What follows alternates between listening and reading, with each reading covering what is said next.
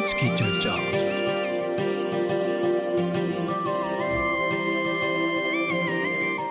आज की चर्चा कार्यक्रम सुनने वाले हमारे सभी श्रोताओं का और MBC 3 पर सभी दर्शकों का हम स्वागत करते हैं। साथ ही साथ आज के इस कार्यक्रम को हम प्रस्तुत कर रहे हैं फेसबुक पेज पर लाइव।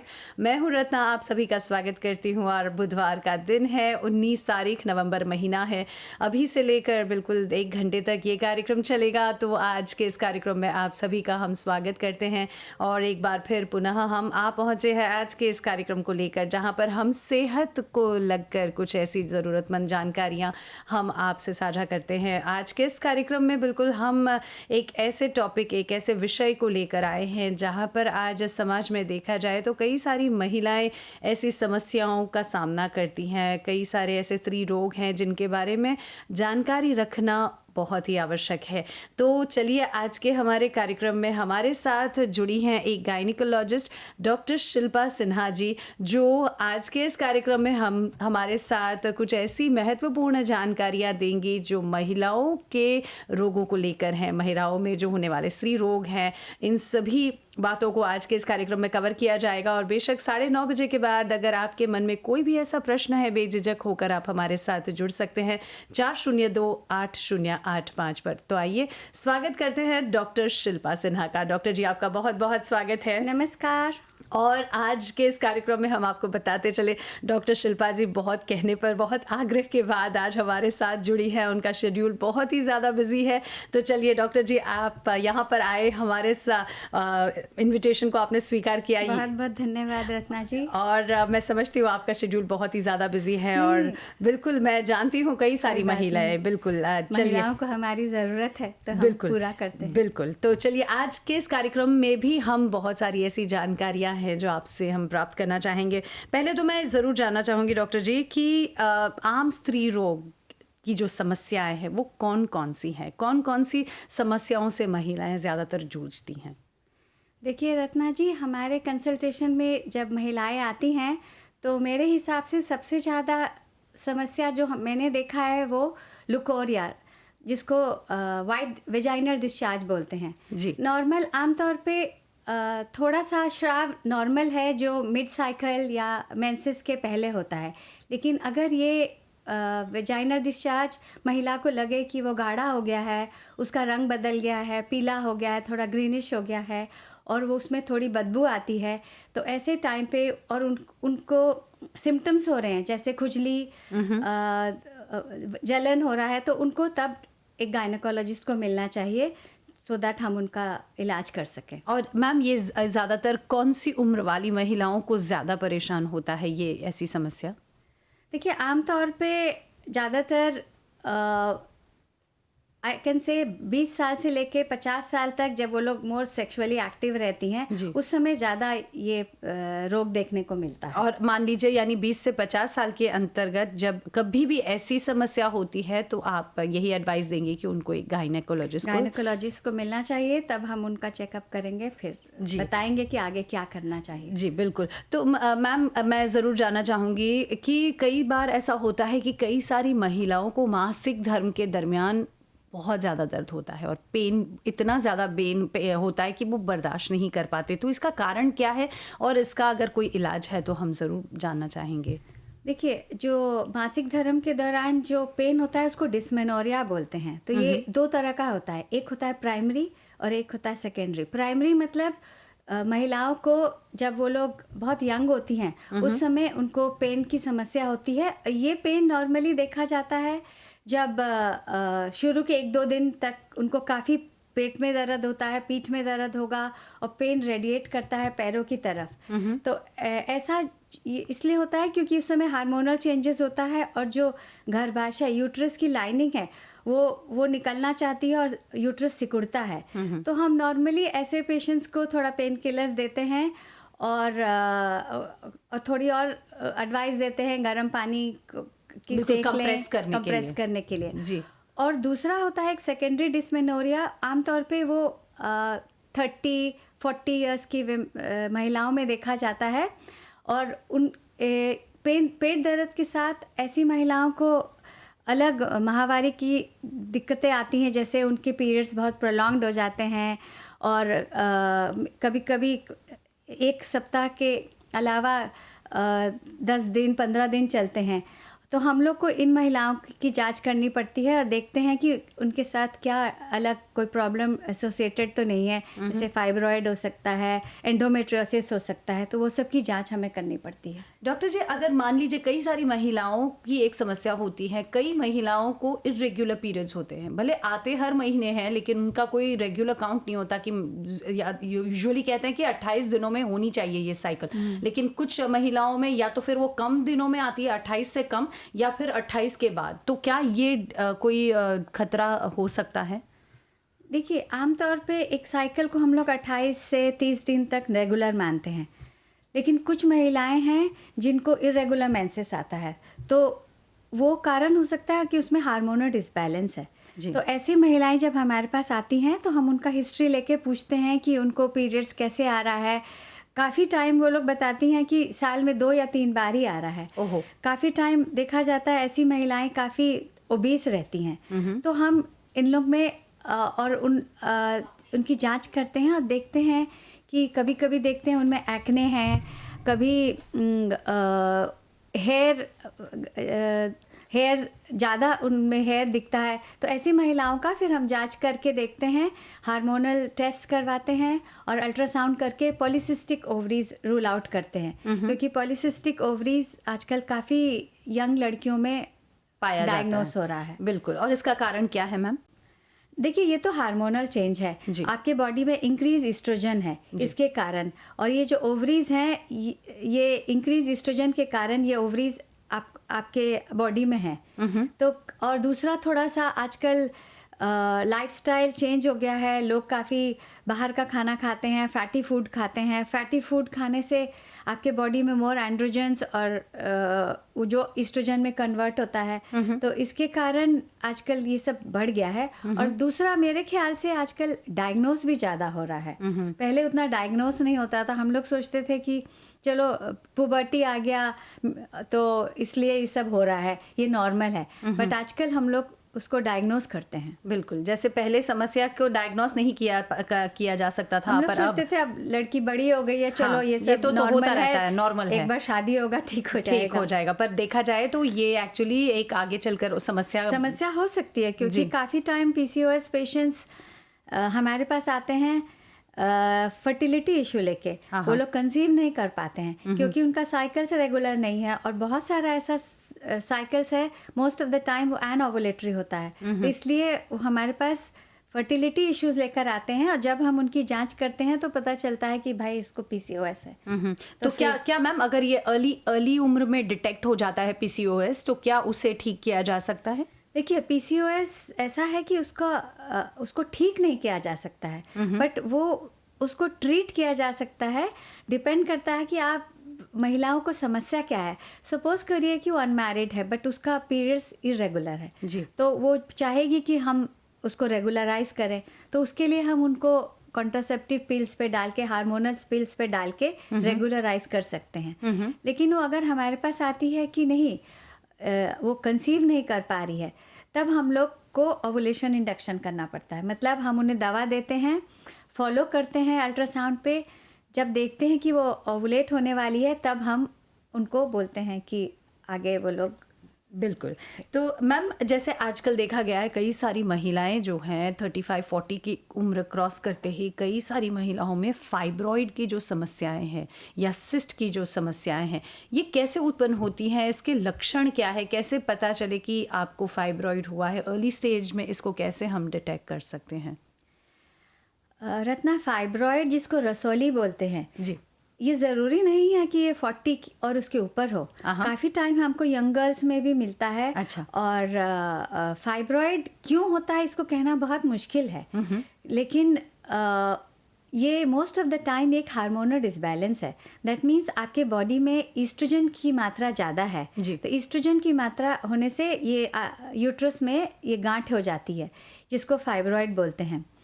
फाइब्रॉइड एक छोटा सा मटर के दाने के जैसे हो सकता है, या काफ़ी टाइम बहुत बड़ा होके एक फुटबॉल के साइज़ का भी पाया गया है, और वेरी करता है।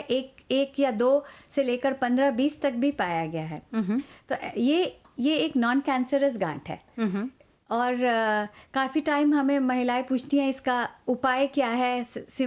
काफ़ी टाइम हमारे पास आती हैं, जस्ट अल्ट्रासाउंड में पाया गया है, उनको कोई सिम्टम्स नहीं है। तो अच्छा, मतलब पेन भी नहीं है। नॉर्मली काफ़ी महिलाओं को अनियमित मेंसेस होने लगता है, प्रोलॉन्ग मेंसेस होने लगता है, और काफ़ी टाइम दर्द रहता है, या उनको महसूस होता है कि उनका पेट बढ़ रहा है। तो फिर हम अल्ट्रासाउंड करके देखते हैं और देखते हैं कि फाइब्रॉयड है। और उपाय है कि अगर आपको सिम्टम्स नहीं हैं तब आप उसको वेट कर सकते हैं, और फाइब्रॉयड्स छोटे हैं तो हम वेट करते हैं। अगर लेकिन आपको प्रॉब्लम्स हो रहा है, फिर देखते हैं कि आपका फैमिली कंप्लीट है कि नहीं। उस बेसिस पे हम ट्रीटमेंट प्लान सोचते हैं। एज सच कोई दवाएं नहीं हैं जिससे फाइब्रॉइड्स को एब्सोल्युटली गलाया जा सकता है। हाँ, उसका सिम्टम्स को हम लोग कम कर सकते हैं। जैसे अगर एक्सेसिव मेंसेस है तो हम ट्रेनेक्सामिक एसिड देते हैं, और अगर आपको बहुत पेन है तो पेन किलर्स दे सकते हैं।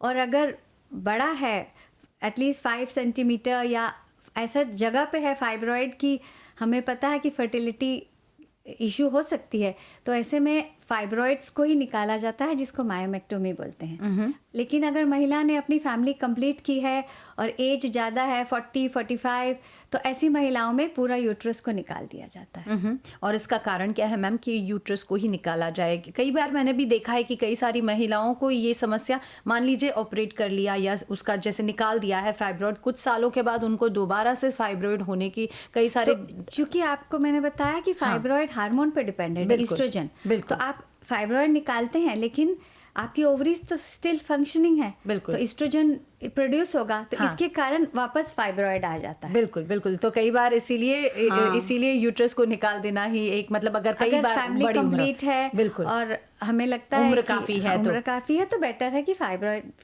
को निकालने के अलावा या उसको केवल यूट्रस को पूरा निकाल दिया जाए। जी बिल्कुल। और आज हम कई सारी ऐसी महिलाओं को स्त्री रोग, जैसे कई बार कहते हैं कि पीरियड्स को लेकर, मासिक धर्म को लेकर, फाइब्रॉइड्स को लेकर, साथ ही साथ कई बार ऐसी समस्याएं होती हैं जिसके लिए हमें थोड़ी हिचक होती है कि किसे जाकर दिखाएं, डॉक्टर को दिखाएं या ना दिखाएं। कई बार जैसे डॉक्टर जी ने कहा ना, हम अपने ही दिमाग में मान लेते हैं कि नहीं ये तो चलो बड़े होते ही ठीक हो जाएगा, पर कुछ समस्याएं ऐसी हैं जो समय के रहते उसे ट्रीट करना बहुत आवश्यक हो सकता है और बहुत आवश्यक हो जाता है, और साथ ही साथ न जाने आगे चलकर कौन सी ऐसी समस्या उत्पन्न हो जाए, इसीलिए इसका ख्याल रखना भी बहुत ही आवश्यक है।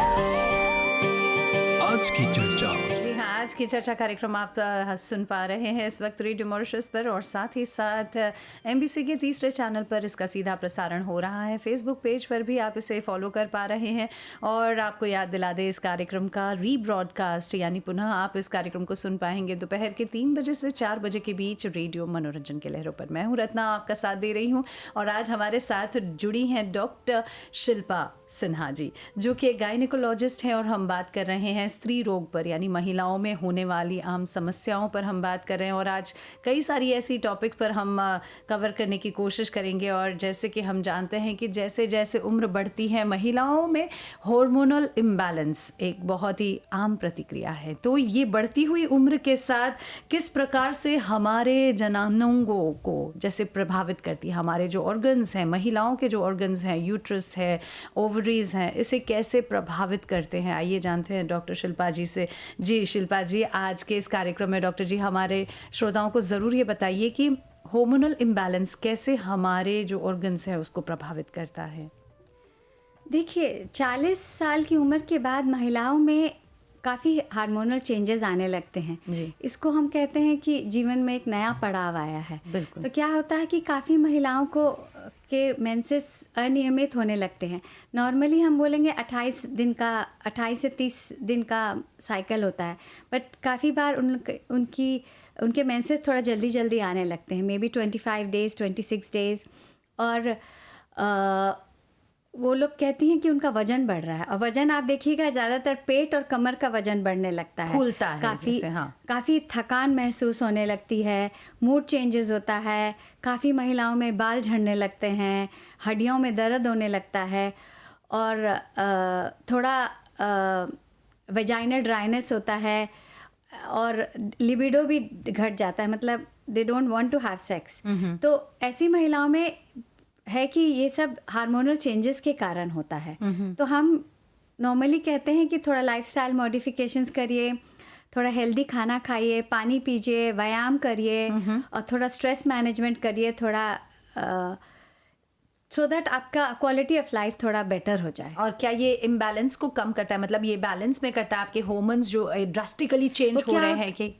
इसलिए क्योंकि 40 के बाद आपका ओवरीज थोड़ा काम करना धीरे धीरे कम काम उसकी जो मेटाबॉलिज्म है वो तो कम हो इसके जाती है। कारण जो एस्ट्रोजन लेवल है आपके बॉडी में घटने लगता है जी। तो इसके कारण ये प्रॉब्लम्स हम आने लगते हैं। जी, तो इसके लिए मतलब पहले से ऐसा नहीं कि हमें वेट करना है, अगर हो सके तो थोड़ी बहुत लाइफस्टाइल में चेंजेस अगर आप लाएंगे तो एक तरह से इस चेंज ऑफ बॉडी, आपका जो बॉडी जिस तरह से चेंज हो रहा है उसको आप पूरी तरह से, मतलब आप उसके लिए अपने आप को तैयार कर पा रही हैं। तो डॉक्टर जी, हम ये ज़रूर जानना चाहेंगे कि महिलाओं में जो प्रजनन स्वास्थ्य है उसके लिए क्या जांचें हैं, कैसे टेस्ट किए जाते हैं, और कौन कौन से परीक्षण आवश्यक है, उसके लिए चेकअप कैसे किया जाता है? जब महिलाएं हमारे कंसल्टेशन में आती है तो हम सबसे पहले उनका नॉर्मल ब्लड प्रेशर और वेट लेते हैं जानने के लिए कि उनका क्या BMI है। फिर उसके बाद हम उनकी हिस्ट्री लेते हैं जानने के लिए कि उनको क्या प्रॉब्लम्स है और उनका मासिक धर्म किस तरह से आता है, उनका साइकिल्स क्या है।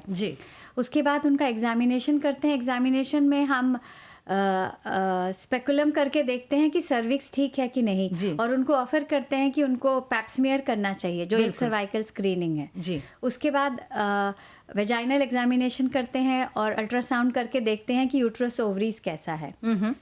और आमतौर पे उनको नॉर्मल जो ब्लड टेस्ट है वो लिख के देते हैं सो दैट फाइंड आउट करें कि उनको एनीमिया की समस्या तो नहीं है, उनका शुगर ठीक है, विटामिन D की कमी नहीं है, थायराइड ठीक है, रीनल फंक्शंस, लिवर फंक्शंस और कोलेस्ट्रॉल का प्रॉब्लम तो नहीं है। ये सब करके और उनको अल्ट्रासाउंड भी करने को देते हैं, अल्ट्रासाउंड एब्डोमेन। और 35 और 40 की उम्र के अबव हम लोग उनको सजेस्ट करते हैं कि ब्रेस्ट कैंसर का भी चेकअप करने के लिए मैमोग्राफी या अल्ट्रासाउंड ब्रेस्ट करें। और 30 जिसकी फैमिली में ब्रेस्ट कैंसर की हिस्ट्री है उसको बोलते हैं 35 उम्र के बाद से ही अपना ब्रेस्ट एग्जामिनेशन और कंटिन्यू करना। हाँ, वो सब शुरू कर देना चाहिए। तो ये जो स्क्रीनिंग है मैम, कितने समय से कितने समय के अंतराल में आपको करवाना बहुत ज़रूरी होता है? देखिए, सर्वाइकल कैंसर का स्क्रीनिंग जो पैप्समियर है वो तो हर एक 3 साल पे करना चाहिए। अच्छा। ये शुरू हो जाना चाहिए 21 ईयर्स के एज पे, और हर एक 3 साल पे करना चाहिए। और अल्ट्रासाउंड 2-3 साल में, यंग पेशेंट्स को तो 2-3 साल में ठीक है, but elderly women every year they should do. और मैमोग्राफी भी 2 से 3 साल में करना चाहिए unless there is a family history कि आपके फैमिली में ब्रेस्ट कैंसर हो। ओके, यानी जब अगर कोई फैमिली हिस्ट्री होती है तो उसका रेगुलर चेकअप होता रहना थोड़ा फॉलो अप करना ही चाहिए। बिल्कुल बिल्कुल। और जैसे हम जब योनि की बात करते हैं, योनि संक्रमण यानी डिस्चार्ज, जितनी सारी महिलाएं हैं उनको डिस्चार्ज होता है, तो उसके लक्षण क्या है, कैसे पता चले कि कुछ डिस्चार्ज में कुछ ठीक नहीं है, और इसका इलाज कैसे किया जाता है मैम? देखिए, अगर महिलाएं हमारे पास ये सिम्टम्स लेके आती हैं तो नॉर्मली, जैसे मैंने पहले भी बताया था, थोड़ा सा वेजाइनल डिस्चार्ज नॉर्मल है। बट अगर उसमें चेंजेस आ गया, दैट मीन्स आपका वो बहुत गाढ़ा हो गया, पीला हो गया, कलर्स में चेंजेस है, और वो बदबूदार फिशी ओडर आ रहा है, और उसके कारण आपको खुजली हो रही है, डिस्कम्फर्ट हो रहा है, और बाहर का एरिया भी काफ़ी रेडनेस आ जाता है, सूज जाता है, तो ऐसे पेशेंट्स को डॉक्टर के पास जाना चाहिए। हम उनका चेकअप करते हैं, एक वेजाइनल स्वैब लेते हैं देखने के लिए कि कौन सा ऑर्गेनिज्म ग्रो कर रहा है, बैक्टीरियल है, फंगस है, और फिर अकॉर्डिंगली ट्रीटमेंट करते हैं। हम लोग के पास आजकल वेजाइनल पेसरीज आती हैं जो जिसमें दवा होती है, वो डालने के लिए देते हैं, और ओरल टैबलेट्स भी देते हैं। और तब तक हम लोग उनको बोलते हैं कि to avoid relation till you are treated. बिल्कुल। और कभी कभी अक्सर महिला हमारे पास आती हैं कि उनको ये बार बार हो रहा है, तो ऐसे में हम सेक्सुअल पार्टनर को भी ट्रीट करते हैं सो दैट दोनों में ये समस्या खत्म हो जाए। बिल्कुल। और इसी के साथ मैम, जैसे महिलाओं की जब हम यौनी की बात करते हैं तो उसके स्वास्थ्य के लिए कौन कौन सी अलग और सावधानियां बरतनी चाहिए? देखिए, मेरे ख्याल से एक तो ऑलवेज कॉटन अंडरवेयर्स पहनना चाहिए, सफाई का ध्यान रखना चाहिए, स्वस्थता बहुत इम्पॉर्टेंट है। दूसरा कि कोई जो इंटीमेट जेल्स वगैरह ये सब ज़्यादा यूज़ नहीं करना चाहिए, बहुत केमिकल प्रोडक्ट्स, वो केवल पानी काफ़ी है, क्योंकि ये सब जेल्स जो वेजाइना के नॉर्मल फ्लोरा को हटा देती है और वो प्रीडिस्पोज करती है कि फंगल इन्फेक्शन हो। और दूसरा कि बहुत मात्रा में पानी पिएं, अपनों को हाइड्रेट रखें, मेंसेस के टाइम पे पैड्स रेगुलरली चेंज करें, यौन संबंध रखने के बाद स्वच्छता को मेंटेन रखें। आई थिंक इतना थोड़ा सावधानी बरतने से बिल्कुल समस्या कम आएगी। आजकल आपने देखा है, पहले तो ऐसा नहीं था, पर आजकल पैंटी लाइनर्स के भी उपयोग बहुत ज़्यादा बढ़ गए हैं। तो क्या मैम ये भी जैसे सावधानी का ही एक रूप है या इससे कोई खतरा हो सकता है? काफ़ी बार फीमेल्स आती हैं, वो हमेशा पैंटी लाइनर यूज़ करती हैं जी। तो हम हमेशा उनको यही बोलते हैं कि अगर बहुत ज़्यादा डिस्चार्ज है तो मत यूज़ करो। उसके बाद उनको बोलती हैं वहाँ उनको रेडनेस फील हो रहा है, इचिंग हो रहा है, तो आई थिंक कॉटन अंडरवेयर्स पहने, या अगर बाहर जा रही हैं उनको लगता है कि दे डोंट फील कंफर्टेबल तो पहन लें, लेकिन घर में कोशिश करना चाहिए कि अवॉइड करें। बिल्कुल, जैसे रेगुलरली उतना नहीं यूज़ करना चाहिए। और जैसे मैम आज के समय में हमने देखा है, समय बहुत जल्दी तेज़ी से बदलता जा रहा है। आज हम कॉस्मेटिक गायनेकोलॉजी के बारे में सुनते हैं, बहुत सुना है हमने, तो आप हमारे श्रोताओं को ज़रूर ये बताएं कि कॉस्मेटिक गायनेकोलॉजी क्या है और ये किस तरह से काम करता है? देखिए, कॉस्मेटिक गायनेकोलॉजी एक नया टेक्नोलॉजी है जी, और हमने अभी नया इंट्रोड्यूस किया है 3 महीने पहले। तो ये एक डिवाइस यूज़ करते हैं, एक नॉन इन्वेसिव है, हार्मोन्स यूज़ नहीं होता है, एनेस्थीसिया का यूज़ नहीं है और एकदम सेफ टेक्नोलॉजी है। तो हम लोग एक एनर्जी डिवाइस यूज़ करते हैं जिसको बोलते हैं जेट प्लाज्मा HER2। तो ये क्या करता है कि ये हीट प्रोड्यूस करता है और इसका प्रिंसिपल है इलेक्ट्रोपोरेशन। तो ये क्या करता है कि जो वेजाइनल सेल्स के में पोर्स है उसको ओपन करता है। ओपन करने से न्यूट्रिएंट्स और आयंस सेल्स में जाता है और मोर कोलाजन फॉर्मेशन होता है। उसके कारण जो इट कॉजेज हीलिंग करता है वेजाइनल टिश्यूज़ का, सर्वाइकल टिश्यूज़ का, जहाँ भी हम इसका उपयोग कर रहे हैं। और कॉस्मेटिक का ये जो गायनेकोलॉजी है, ये ज़्यादातर कहाँ पर इसका उपयोग होता है मैम? किन किन समस्याओं के लिए इसका उपयोग ज़्यादा किया जाता है? तो ये हम लोग यूज़ कर रहे हैं पेशेंट जिनको वेजाइनल लैक्सिटी है। जैसे महिलाएं जब बहुत बार डिलीवरी करती हैं तो उनका वेजाइना बहुत लैक्स हो जाता है, लैक्स यानी ढीला पड़ जाता है। तो ऐसे पेशेंट्स के लिए ये हम लोग इसको टाइटनिंग के लिए यूज़ करते हैं। अच्छा। फिर जब मेनोपॉज या पेरीमेनोपॉज के टाइम ईस्ट्रोजन लेवल घट जाता है तो इसके कारण वेजाइनल लाइनिंग एकदम थिन हो जाता है, तो बहुत सारी महिलाओं को सूखापन का एहसास होता है, वेजाइनल बर्निंग होता है, रिलेशन नहीं रख पाते हैं। तो ऐसी महिलाओं में ये इंस्ट्रूमेंट बहुत अच्छा से काम करेगा। फिर एज के साथ इनकॉन्टिनेंस का प्रॉब्लम हो जाता है, या कई बार महिलाएं बहुत बार डिलीवरी के बाद भी इनकॉन्टिनेंस मतलब कि आप पेशाब को रोक नहीं पाते हैं, जैसे ही लगता है आपको इमीडिएटली बाथरूम जाना है या खांसी करने पे पेशाब निकल जाता है, ऐसी महिलाओं को भी हमारा ये जेट प्लाज्मा फ़ायदा करेगा। ओके। और ये प्रोसेस कितने समय तक चलता है मैम? मतलब यानी इसका मतलब क्या है, ऑपरेशन होता है या इसका जो ट्रीटमेंट है वो कितना समय, ड्यूरेशन इसका कितना होता है? ये बिल्कुल भी ऑपरेशन नहीं है, नॉन इन्वेसिव है। अच्छा। OPD में हम करते हैं 20 मिनट्स to 40 मिनट्स का सेशन है। सेशंस डिपेंडिंग की क्या है, समस्या क्या समस्या है। हाँ। सो 3 to 6 सेशंस हम करते हैं 10 to 15 डेज इंटरवल पे। और नॉर्मली 12 महीने के बाद एक बार फिर चेकअप करके देखते हैं। अब एजिंग प्रोसेस तो चलती रहेगी, सही बात इसलिए है। 1 साल के बाद फिर से अगर कुछ सेशन ज़रूरत हो तो हम लोग कर सकते हैं। ओके, और ये केवल गर्भावस्था के बाद मतलब जो समस्याएं होती हैं उसी के लिए कॉस्मेटिक गायनेकोलॉजी बिल्कुल सहयोग रूप होता है, या उसके अलावा कई सारी ऐसी समस्या हैं जिसमें कॉस्मेटिक गायनेकोलॉजी हेल्प करती है? नहीं, देखिए हमने जैसे हम लोग स्पेकुलम करके जब सर्विक्स को देखते हैं, अगर सर्विक्स बहुत इन्फ्लेम्ड है हाँ, हाँ। या जिसको बहुत वेजाइनल डिस्चार्ज बार बार आता है, ऐसी महिलाओं में हमने जेट प्लाज्मा यूज़ किया है और उनकी सर्विक्स को हील करने में मदद किया है। और जैसे मैंने बताया, मेनोपॉजल विमेन जिनको वेजाइनल ड्राइनेस की समस्या है, जी। आमतौर पर महिलाएं हम आती ही नहीं, हम हमारे इस समस्या को शेयर ही नहीं कर करती पाती। हैं। बिल्कुल, मैं समझती हूँ अभी मॉरिशस में भी देखा गया है कि चलिए भारत की बात करें तो ये काफ़ी एडवांस है और कई सारे लोग इस बात से बहुत ज़्यादा वे जानते हैं कॉस्मेटिक गायनेकोलॉजी के बारे में, पर अभी मॉरिशस में ये मैं समझती हूँ ये एक टेक्नोलॉजी नई आई है, तो और बहुत सारी महिलाएं डरती हैं, जैसे आप कहते हैं ना, हिचकिचाहट होती है। बिल्कुल भी इसमें बिल्कुल सेफ है। हाँ। बिल्कुल भी साइड इफेक्ट्स नहीं है जी। और महिलाओं को आना चाहिए, क्योंकि आप इन समस्याओं को सॉल्व करिएगा तो आपका आत्मविश्वास बढ़ेगा। बिल्कुल। और आत्मविश्वास बढ़ेगा और कंफर्ट बढ़ेगा तो आपका लाइफ, आपका quality of life will be better. बिल्कुल, और मैं समझती हूँ कई सारी महिलाओं को ये समस्या होगी। जैसे हम जब डिस्चार्ज की बात करते हैं तो कई सारी महिलाओं में कमर दर्द की समस्या बहुत ज़्यादा होती है, जैसे कमर में दर्द रहना, जांघों में दर्द रहना, पीठ में दर्द रहना।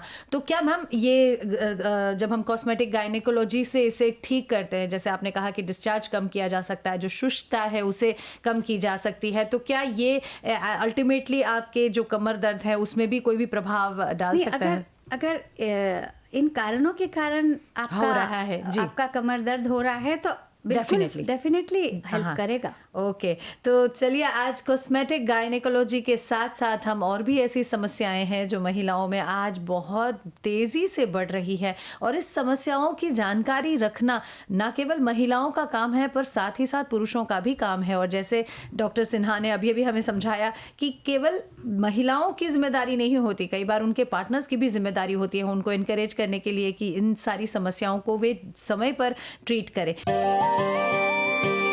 आज की चर्चा।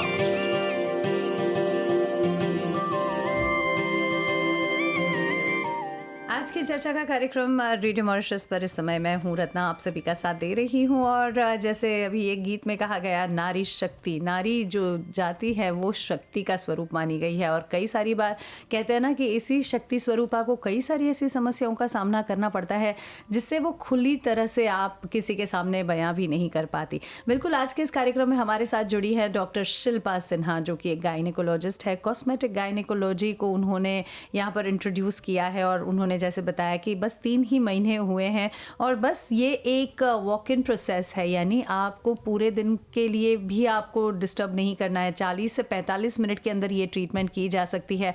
साथ ही साथ ऐसी बहुत सारी समस्याएं हैं जिसके बारे में जानकारी रखना बहुत ही आवश्यक है, और 40280885 पर आप हमें कॉल कर सकते हैं। बेझिझक अपनी समस्या को आज के इस प्लेटफॉर्म पर रख सकते हैं, और ज़रूर डॉक्टर शिल्पा से उसकी एडवाइस आप लेने की पूरी कोशिश करिए, पूरा फ़ायदा उठाइए। और इसी के साथ चलिए जानते हैं, जैसे कि समाज में आज देखा गया है कि बहुत सारी महिलाएं इनफर्टिलिटी का सामना करती हैं, यानी बच्चा कंसीव करना बहुत ही बड़ी मुसीबत बन गई है।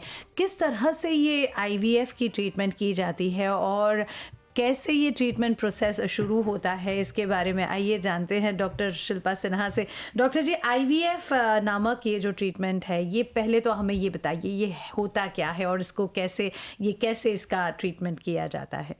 देखिए रत्ना जी, पहले तो मैं आपको बताऊंगी कि इनफर्टिलिटी क्या होता है, क्योंकि पहले वो जानना जरूरी है कि इनफर्टिलिटी क्या है। जी। तो कपल्स अगर 1 साल तक नॉर्मल रिलेशन रखते हैं, अनप्रोटेक्टेड सेक्स करते हैं, और उसके बावजूद अगर वो कंसीव नहीं करते हैं जी, तब उनको हम बोलते हैं कि उनको इनफर्टिलिटी का प्रॉब्लम है, और they should see a gynaecologist. जी, गायनेकोलॉजिस्ट ने इनफर्टिलिटी स्पेशलिस्ट। तो जब वो हमारे पास आते हैं तो हम आजकल ये समस्या थोड़ी बढ़ रही है, इसलिए बढ़ रही है क्योंकि आजकल मैरिजेस लेट हो रहे हैं, फीमेल्स अपना पूरी पढ़ाई करने के बाद फिर करियर करने के बाद वो लोग शादी करना चाहती हैं। कई बार शादी भी कर लेती हैं तो they don't want to conceive, क्योंकि वो चाहती हैं कि हमारा पहले करियर बन जाए उसके बाद। तो वो उम्र 30 के ऊपर हो जाता है जी।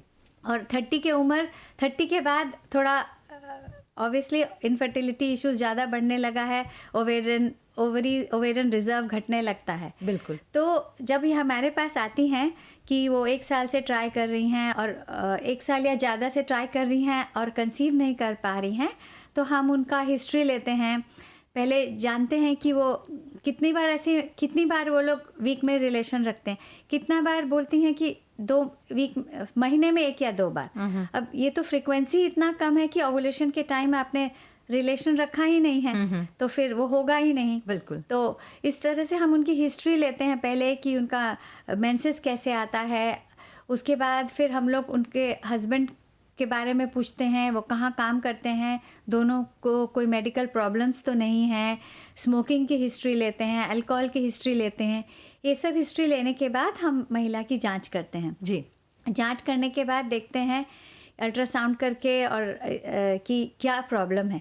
काफ़ी बार तो जैसे मैंने बताया इरेगुलर मेंसेस है तो उनको पीसीओएस का प्रॉब्लम है। अब पीसीओएस के प्रॉब्लम में काफ़ी साइकिल्स में ओवुलेशन नहीं होता है। फिर हम उनको जांच सब लिख के देते हैं। जांच में हम उनको लिख के देते हैं हार्मोनल टेस्ट, और हम अगर फर्टिलिटी इशू काफ़ी दिन से हो रहा है तो हम उनका फेलोपियन ट्यूब को भी चेक करते हैं कि कहीं वो बंद तो नहीं है। बिल्कुल। फिर अल्ट्रासाउंड करवाते हैं और मेल पार्टनर्स का हम लोग सीमेन टेस्ट करके देखते हैं कि उसमें उसका क्या वैल्यू है, उसका कितना मोटिलिटी है, उसमें कितना काउंट है स्पर्म्स का। फिर जब वो सारे रिपोर्ट्स लेके हमारे पास आते हैं, बेस्ड ऑन द रिपोर्ट्स हम उनका नेक्स्ट प्लान करते हैं। अब सपोज करिए कि अब अगर दोनों ट्यूब्स बंद है तब तो उनके पास कोई उपाय नहीं है, तब उनको आईवीएफ के लिए ही जाना पड़ता है जी। लेकिन अगर सब कुछ ठीक है, क्योंकि 30 to 35% इनफर्टिलिटी फीमेल के कॉज के कारण है, 30-35% इज ड्यू टू मेल, और 40% के आसपास जिसका इनफर्टिलिटी जिसको बोलते हैं अननोन कॉज, उसमें कोई कॉज नहीं निकलता है, फिर भी वो लोग कंसीव नहीं कर पा रहे हैं। जी जी। तो ऐसे में हम उनको फिर ऑप्शंस देते हैं, या तो उनको पहले समझाते हैं कि क्या टाइम्ड रिलेशन रखना है, तो वो उनको ओवुलेशन के बारे में बताते हैं जी। और बताते हैं कब वो लोग कंसीव कर सकते हैं, उस समय रिलेशन रखने को बोलते हैं। जी। तो फिर अगर इससे भी नहीं होता है तो फिर हम ओवुलेशन इंडक्शन करते हैं। ओवुलेशन इंडक्शन का मतलब है कि हम उनको 2nd डे ऑफ पीरियड बुलाते हैं और टैबलेट्स देते हैं। टैबलेट्स देके हम उनका ओवुलेशन लाने की कोशिश करते हैं। जी। उसको हम लोग अल्ट्रासाउंड में फॉलो करके चेक कर सकते हैं कि हाँ ओवुलेशन हुआ कि नहीं। और हम देखते हैं कि अल्ट्रासाउंड में कि हाँ वो एक प्रॉपर डायमेंशन रीच कर गया है फॉलिकल्स का, तो हम उनको इंजेक्शन देते हैं ओवुलेशन आने के लिए और उनको बोलते हैं रिलेशन रखने के लिए। जी। अगर इसके बावजूद ये नहीं होता है तो हम एक प्रोसीजर करते हैं जिसको बोलते हैं इंट्रायूटेराइन इंसेमिनेशन। अच्छा। तो उस समय क्या करते हैं कि हम हस्बैंड्स को बोलते हैं अपना वो लोग स्पर्म देते हैं, उसको हम लोग सेंट्रीफ्यूज करके एक बहुत कॉन्सेंट्रेटेड स्पर्म बनाते हैं और उस स्पर्म को हम लोग उसको हम लोग यूट्रस के अंदर डालते हैं एक कैथेटर के थ्रू। अच्छा। और उसके अलावा पेशेंट्स को बोलते हैं कि आप अपना नॉर्मल सेक्सुअल एक्टिविटी कंटिन्यू रखिए। तो अगर इससे भी नहीं होता है या और भी है, जैसे स्पर्म काउंट बहुत लो है या काफ़ी उम्र होती जा रही है, और हम देखते हैं कि आजकल एक ब्लड टेस्ट आया है जिसको बोलते हैं एंटी मुलेरियन हार्मोन। तो इसको बोलते हैं AMH। इससे आप पता कर सकते हैं कि आपके कितना ओवेरियन रिजर्व है, कितना अंडा आपके अंदर अभी बचा हुआ है। अच्छा अच्छा। इसको चेक करके फिर हम लोग IVF के लिए उनको प्रपोज करते हैं। तो IVF एक प्रोसीजर है जिसमें हम लोग पेशेंट को स्टिमुलेट करके काफ़ी सारा फॉलिकल्स बनाते हैं और अंडर एनेस्थेसिया वो एग उसमें से निकालते हैं। उसको निकाल के हम बाहर लैब में स्पर्म के साथ उसको मिला के एम्ब्रियो बनाते हैं जी। और उसके बाद 3 से 5 दिन के बाद वो एम्ब्रियो को हम लोग यूट्रस में डाल देते हैं और पेशेंट्स को फिर आगे हार्मोन्स वगैरह देते हैं और देखते हैं कि वो इम्प्लांट होता है कि नहीं। इसको बोलते हैं इन विट्रो फर्टिलाइजेशन, जैसे टेस्ट ट्यूब बेबीज जो बोलते थे, टेस्ट ट्यूब्स बिल्कुल, क्योंकि एक समय था जब सब कहते थे टेस्ट ट्यूब बेबीज, तो कई बार हम जब स्कूल टाइम में ये शब्द सुनते थे तो हमको लगता था टेस्ट ट्यूब में बेबीज भी होते हैं, तो ये एक्चुअली उसका रियल प्रोसेस है। और तो मैम जब ये प्रोसेस होता है तो क्या महिला को कोई एक्स्ट्रा प्रिकॉशंस लेने पड़ते हैं या कोई अलग से उनकी केयर होती है, या किस तरह से ड्यूरिंग द एंटायर प्रोसीजर उनको कोई ऐसे मेजर्स उठाने पड़ते हैं? नहीं, देखिए आमतौर पे जब तक वो लोग इंजेक्शन्स ले रहे हैं तब तक तो ठीक है, लेकिन एक बार एम्ब्रियो इम्प्लांट कर देते हैं उसके बाद थोड़ा तो प्रिकॉशन लेना है कि आपको थोड़ा अपना एक्टिविटी थोड़ा कम करिए और थोड़ा आराम भी करिए, बट ऐसा नहीं है कि have to be on complete bed rest. Bed rest की ज़रूरत नहीं है। ओके, यानी आराम से जो नॉर्मल हम लोग करते हैं उसी के लिए रहिए। जी हाँ। जी। और ये मतलब आप कह रही हैं कि थोड़ा बहुत मतलब बहुत ज़्यादा स्ट्रेन नहीं लेना है, बहुत ज़्यादा स्ट्रेन नहीं लेना है। जी जी। तो ये थ्रू आउट द 9 मंथ होता है या सिर्फ जस्ट इनिशियल पीरियड जो स्टार्टिंग का जो कुछ महीने होते हैं उसी में इनको ये ध्यान रखना पड़ता है?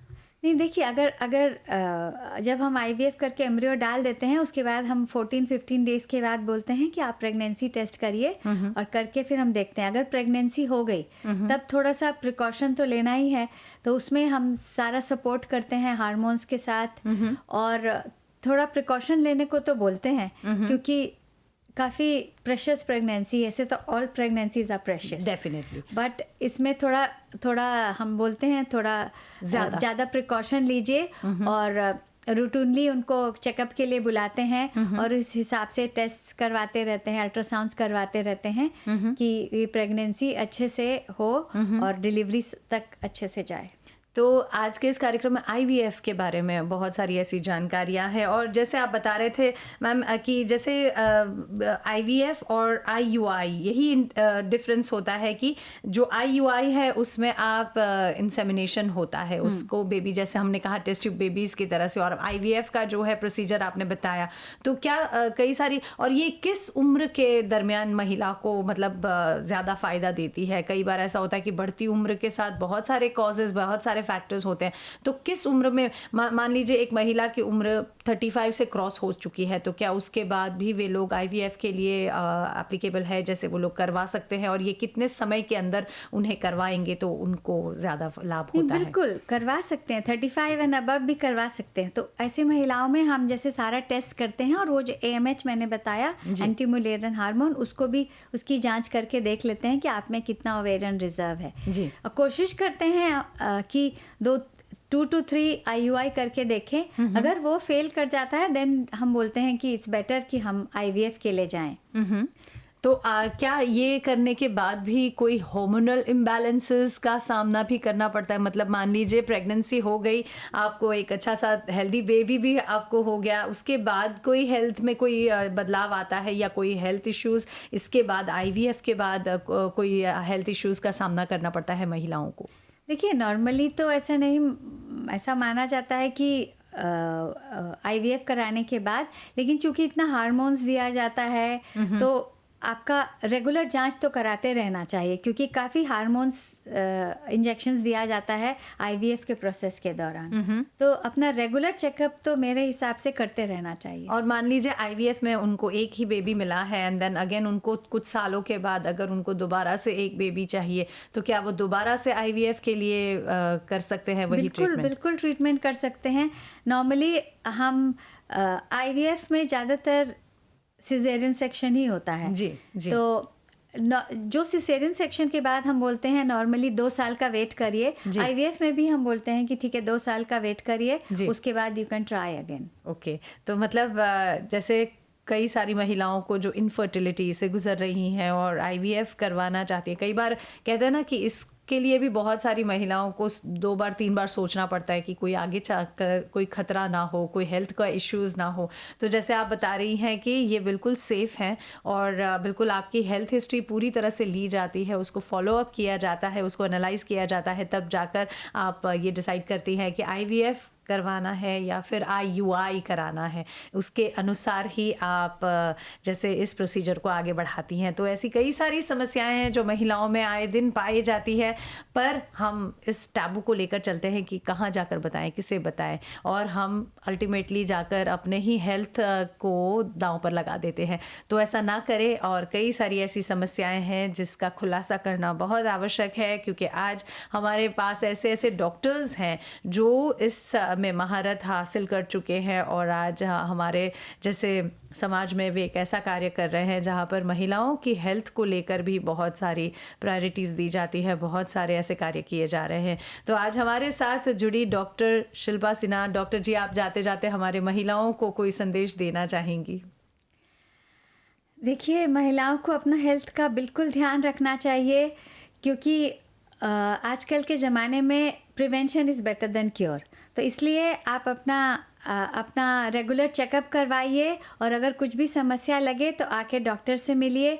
अगर देखिए, एज अ गायनेकोलॉजिस्ट हम लोग first we have that window period कि हम लोग फर्स्ट कांटेक्ट हैं आपके, तो हम आपको हेल्प करेंगे। कोई भी इश्यू हो, इंटीमेट एरिया का इश्यू हो, इनफर्टिलिटी का इशू हो, या कोई भी सिम्टम्स हो, आके हमें बताइए, तो हम कोशिश करेंगे आपकी प्रॉब्लम को सॉल्व करने का, सो दैट आगे जाके वो कोई बड़ी बीमारी ना हो। बिल्कुल। तो चलिए, इसी के साथ आज के इस कार्यक्रम को बस यहीं पर हम समाप्त करेंगे, और पुनः उपस्थित होंगे अगले बुधवार को एक ऐसी ही चर्चा को लेकर, जहां पर हम स्वास्थ्य को लेकर कुछ ऐसी बातें आपसे शेयर करते हैं।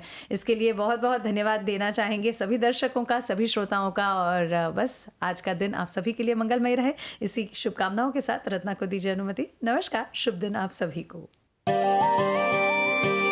आज की चर्चा।